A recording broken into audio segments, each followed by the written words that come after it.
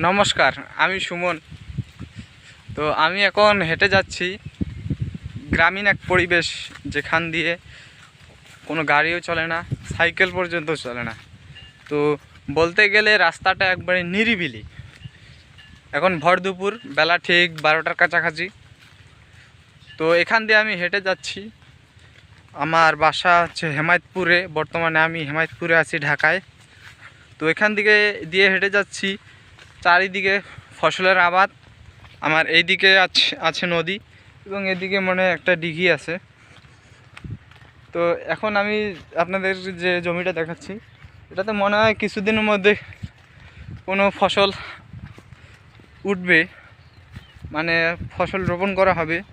তো এখন যে রাস্তাটা দিয়ে আমি হেঁটে যাচ্ছি, এটা ঢাকার ঠিক সন্নিকটে, কিন্তু দেখুন রাস্তার কী অবস্থা। রাস্তা বললে ভুল হবে, এটা আসলে জমির আইল।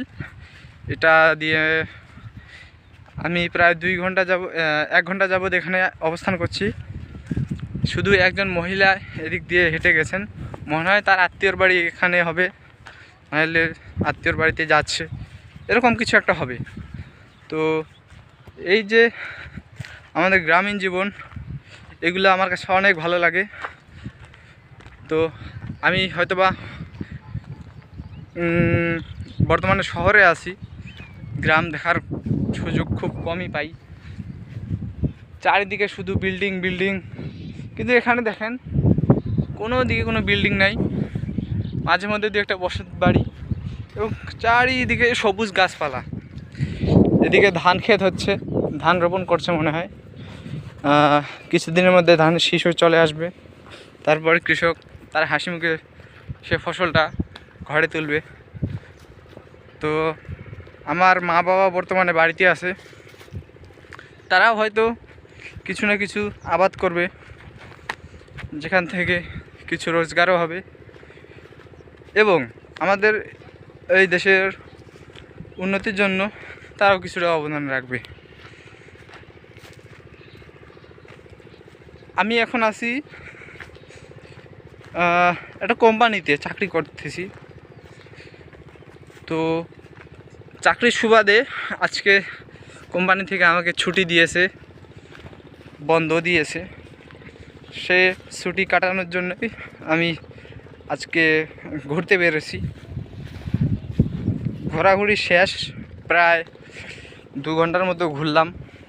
এখন আবার বাসা চলে যাব, খেয়ে দিয়ে রেস্ট নেব, এবং তারপরে আবার রাত্রেবেলা ডিউটিতে জয়েন করব। তো কেমন লাগে আমাদের এই ভিডিওগুলো, আমি জানি না কারা এই ভিডিও দেখবে, সে সম্পর্কে আমার কোনো আইডিয়া নাই। তবে আমি আমার ভিডিও কিছুদিন পর, বা প্রায় 8-10 বছর 20 বছর যদি এই প্ল্যাটফর্ম ফেসবুক যদি থাকে, বা এই ভিডিওটা যদি আমার কোনোভাবে পরবর্তীতে সামনে আসে, তাহলে নিশ্চয়ই আমি এই ভিডিওটা দেখব, যে আমি কিভাবে আর কি ঢাকায় ছিলাম, কিভাবে গ্রামীণ পরিবেশের সাথে ছিলাম, কিভাবে আমাদের বাঙালির অস্তিত্বের সাথে ছিলাম, সেটাই। এই যে লাল শাক, আমাদের বাড়ির ওইদিকে হলে এই লাল শাক দিয়ে আমি ভাত খেতাম, সমস্যা নাই। আমার দাদা বাজার থেকে কালকে লাল শাক নিয়ে এসেছিলো, সেগুলো মনে হয় দুপুরে রান্না করবে, সেগুলো দিয়ে দুপুরে খাওয়াটা